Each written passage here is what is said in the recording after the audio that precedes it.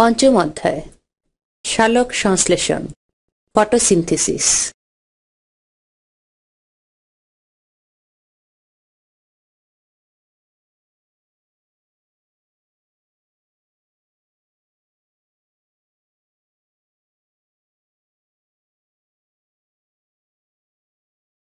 শিখন ফল। এই অধ্যায় শেষে আমরা উদ্ভিদ কিভাবে খাদ্য প্রস্তুত করে ব্যাখ্যা করতে পারব।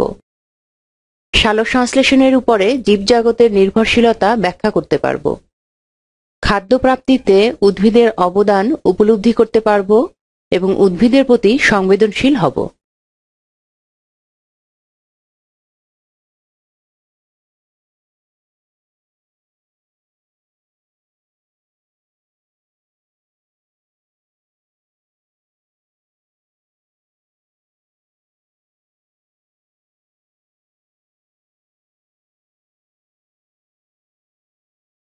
সালোক সংশ্লেষণের ভূমিকা।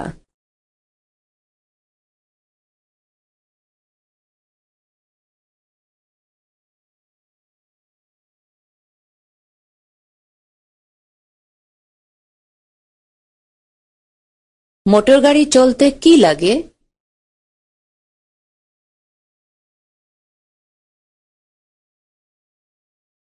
জ্বালানি।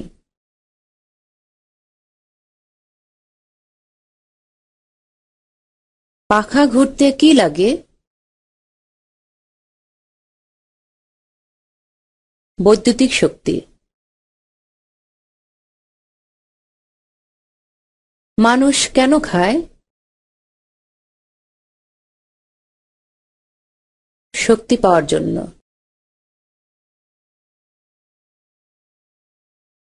শক্তি দিয়ে কি হয়? শক্তি দিয়ে কাজ করা যায়। যে কোনো কাজ করতে হলে শক্তির প্রয়োজন। আমরা বিভিন্ন উৎস থেকে শক্তি পাই। পৃথিবীতে শক্তির পরিমাণ নির্দিষ্ট। শক্তি শুধু এক রূপ থেকে আরেক রূপে পরিবর্তিত হতে পারে। মোটর গাড়িতে রাসায়নিক শক্তি যান্ত্রিক শক্তিতে পরিণত হয়। পাখায় বৈদ্যুতিক শক্তি যান্ত্রিক শক্তিতে পরিণত হয়। এভাবে মানুষ যে খাবার খায় তা রাসায়নিক শক্তি হিসাবে থাকে এবং পরে হাঁটা চলা বা কোনো কাজে যান্ত্রিক শক্তি হিসেবে কাজ করে।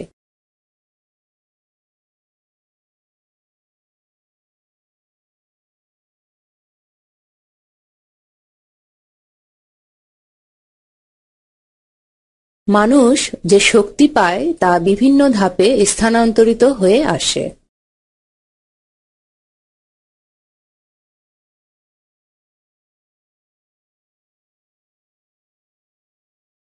তোমরা কি বলতে পারবে মানব জীবনে শক্তি পাওয়ার ক্ষেত্রে উদ্ভিদের প্রয়োজনীয়তা কি?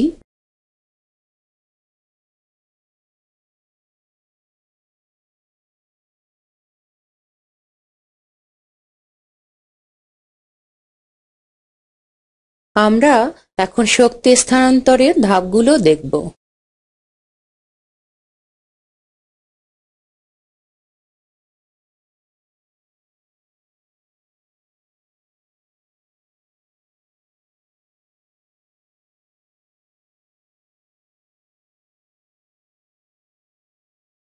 পৃথিবীতে শক্তির সবচেয়ে বড় উৎস হল সূর্য। সবুজ উদ্ভিদ সূর্যের শক্তিকে কাজে লাগিয়ে খাদ্য তৈরি করে। এই খাদ্য তৈরির প্রক্রিয়াকে সালোক সংশ্লেষণ বলে।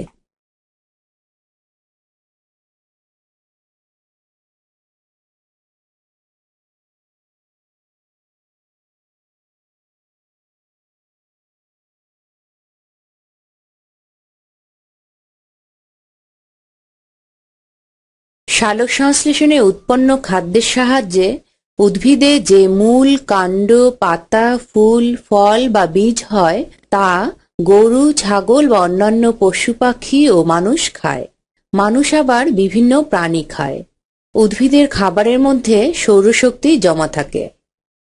গরু, ছাগল বা অন্যান্য প্রাণী উদ্ভিদ খেলে সেই শক্তি উদ্ভিদ থেকে প্রাণীর দেহে যায়।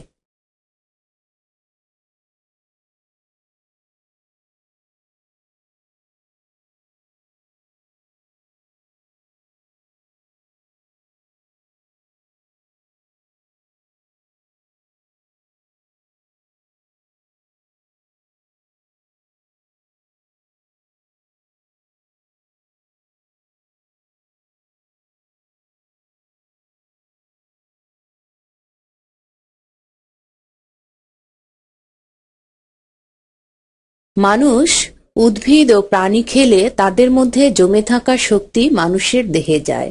এভাবে শক্তি এক দেহ থেকে আরেক দেহে যায়।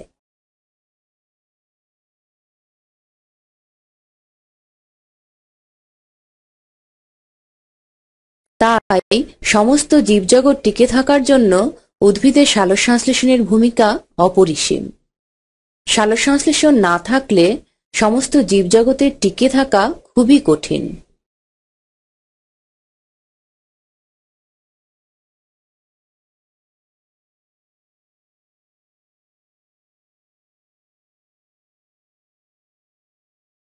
সালোকসংশ্লেষণ কি? দৃশ্যটি ভালোভাবে লক্ষ্য করি। দৃশ্যটিতে কি ঘটছে তা নিচের প্রশ্নের আলোকে দলে আলোচনা করে খাতায় লিখে শ্রেণীতে উপস্থাপন করি। প্রক্রিয়াটিতে কি কি জিনিসের প্রয়োজন হয়? প্রক্রিয়াটির ফলে কি উৎপন্ন হয়? পানি কোথা থেকে আসে? কার্বন ডাই অক্সাইড কিভাবে পাতার ভেতরে প্রবেশ করে? উৎপন্ন গ্লুকোজের কি হয়?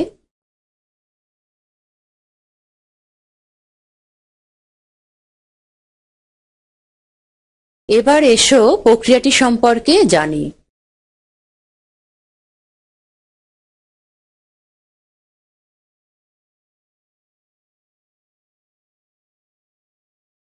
উদ্ভিদের পাতার সবুজ প্লাস্টিডকে ক্লোরোপ্লাস্ট বলে। ক্লোরোপ্লাস্টে ক্লোরোফিল নামে একটি পদার্থ থাকে। ক্লোরোফিলের ভেতরে সূর্যের আলো, পানি এবং কার্বন ডাই অক্সাইড প্রবেশ করে এবং অক্সিজেন ও গ্লুকোজ উৎপন্ন হয়। এই প্রক্রিয়াই সালোকসংশ্লেষণ। উৎপন্ন গ্লুকোজ উদ্ভিদ খাদ্য হিসেবে ব্যবহার করে এবং অক্সিজেন প্রকৃতিতে ছেড়ে দেয়।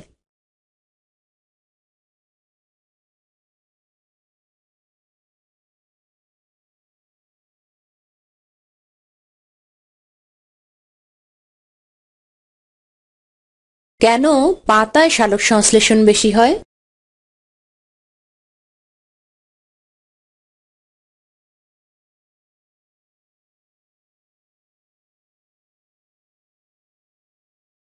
পাতা চ্যাপ্টা ও প্রসারিত হওয়ায় বেশি পরিমাণ সূর্যরশ্মি এবং প্রচুর কার্বন ডাই অক্সাইড গ্যাস শোষণের উপযোগী। পাতার কোষগুলোতে ক্লোরোপ্লাস্টের সংখ্যা অনেক বেশি। ক্লোরোপ্লাস্টের মধ্যে ক্লোরোফিল থাকে।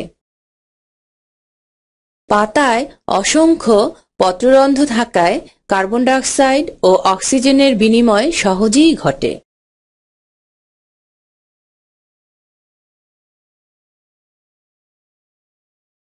উদ্ভিদ কোষে পানি আসে কোথা থেকে?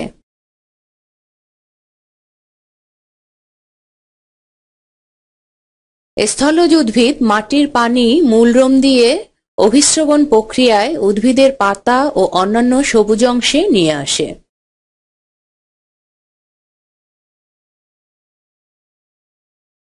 অভিস্রবণ একটি অর্ধবেদ্য পর্দা ভেদ করে পাতলা দ্রবণ থেকে ঘন দ্রবণের দিকে দ্রাবক অর্থাৎ পানি প্রবেশ করাকে অভিস্রবণ বলে। অর্ধভেদ্য পর্দা যে পর্দার মধ্য দিয়ে কোনো দ্রবণ হতে শুধু দ্রাবক এক প্রান্ত হতে অপর প্রান্তে যেতে পারে কিন্তু দ্রব্য যেতে পারে না, তাকে অর্ধভেদ্য পর্দা বলে। উদ্ভিদের মূলরোম কোষের পর্দা এক ধরনের অর্ধভেদ্য পর্দা। এই অর্ধভেদ্য পর্দা দিয়েই মাটি থেকে পানি মূলরোমে প্রবেশ করে। এই পানি মূলরোম থেকে উদ্ভিদের পাতায় পৌঁছে এবং তা সালোকসংশ্লেষণে ব্যবহৃত হয়।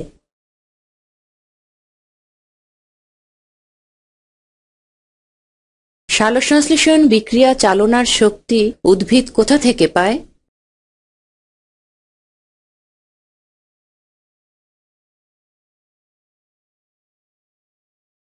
উদ্ভিদ সূর্যালোক থেকে সালোকসংশ্লেষণ প্রক্রিয়া চালানোর শক্তি পায়। সালোকসংশ্লেষণ প্রক্রিয়াটি দুটি পর্যায়ে সম্পন্ন হয়: আলোক পর্যায়, অন্ধকার পর্যায়। সালোকসংশ্লেষণের প্রথম পর্যায়ের বিক্রিয়াগুলো আলোকের সাহায্যে সংঘটিত হয় বলে এটি আলোক পর্যায়। দ্বিতীয় পর্যায়ে আলোর সরাসরি প্রয়োজন হয় না বলে এটি অন্ধকার পর্যায়।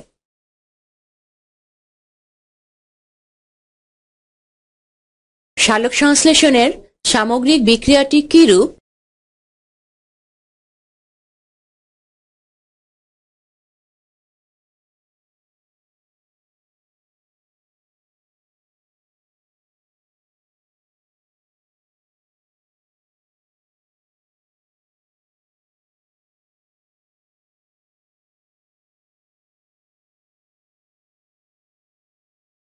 সালোকসংশ্লেষণে অক্সিজেন নির্গমন পরীক্ষা।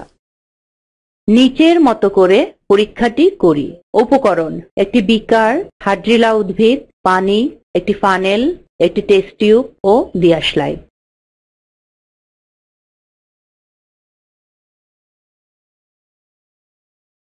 পদ্ধতি: প্রথমে একটি বিকার নেই। বিকারে কিছু হাইড্রিলা উদ্ভিদ রাখি যাতে হাইড্রিলার কাণ্ডগুলো উপরের দিকে থাকে।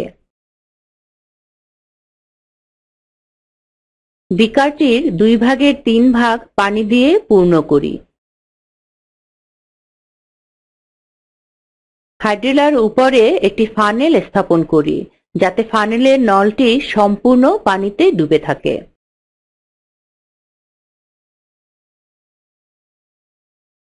একটি পানিপূর্ণ টেস্ট টিউব বৃদ্ধাঙ্গুলি দিয়ে বন্ধ করে ফানেলের উপর উল্টিয়ে স্থাপন করি।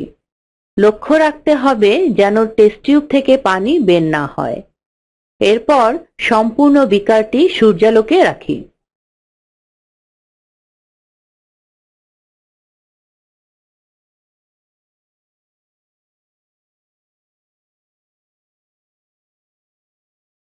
কিছুক্ষণ পর্যবেক্ষণ করি। কি দেখা যাচ্ছে?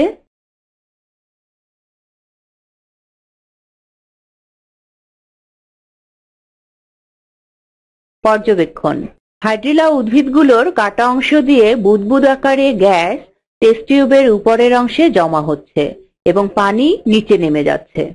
টেস্ট টিউবটি গ্যাসে পূর্ণ হলে বৃদ্ধাঙ্গুল দিয়ে বন্ধ করে বিকার থেকে বাইরে নিয়ে আসি। দিয়াশলাইয়ের একটি জ্বলন্ত কাঠি টেস্ট টিউবের মুখে প্রবেশ করাই এবং কাঠিটি ধপ করে জ্বলে উঠল।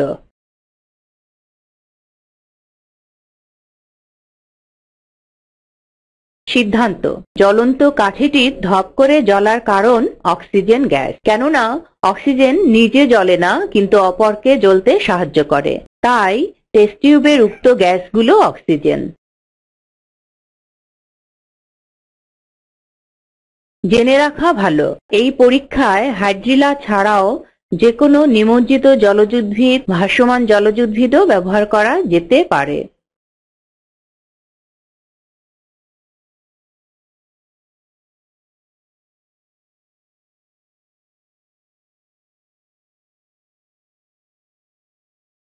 জীবজগতে সালোকসংশ্লেষণের গুরুত্ব ও তাৎপর্য। তোমরা কি বলতে পারবে জীবজগতে সালোকসংশ্লেষণের তাৎপর্য ও গুরুত্ব কি?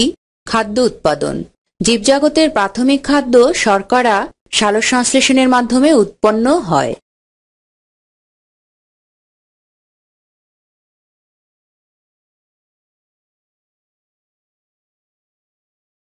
শ্বসন প্রক্রিয়া: সালোকসংশ্লেষণের মাধ্যমে উদ্ভিদ খাদ্য উৎপাদন করে। সেই খাদ্য শ্বসনের মাধ্যমে দেহে শক্তি উৎপাদন করে। সূর্য হচ্ছে শক্তির মূল উৎস। খাদ্য তৈরির সময় উদ্ভিদ এই শক্তিকে রাসায়নিক শক্তিতে পরিণত করে স্থিতিশক্তি হিসাবে জমা রাখে। কোষের খাদ্যের সাথে অক্সিজেন যখন বিক্রিয়া করে তখন এই স্থিতিশক্তি জৈবিক কাজের উপযোগী শক্তিতে পরিণত হয়। এই প্রক্রিয়াকে শ্বসন বলে।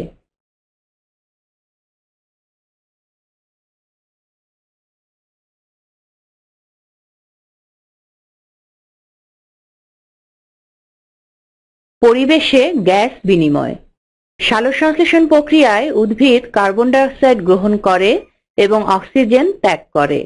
আবার জীব শ্বসন প্রক্রিয়ায় অক্সিজেন গ্রহণ করে ও কার্বন ডাই অক্সাইড ত্যাগ করে। এভাবে উদ্ভিদ ক্ষতিকর কার্বন ডাই অক্সাইড শোষণ করে এবং অক্সিজেন বাতাসে ছেড়ে দিয়ে পরিবেশ দূষণমুক্ত করে। তাই আমাদের বেশি করে গাছ লাগাতে হবে এবং অপ্রয়োজনে গাছ কাটব না। জীবাশ্ম জ্বালানি। কলকারখানা বা যানবাহনে ব্যবহৃত জ্বালানি, খনিজ তেল, গ্যাস, কয়লা ইত্যাদি সম্পদ মূলত উদ্ভিদ হতে আসে। এগুলির মধ্যে নিহিত শক্তি সালোকসংশ্লেষণের মাধ্যমে সূর্য থেকে আসে।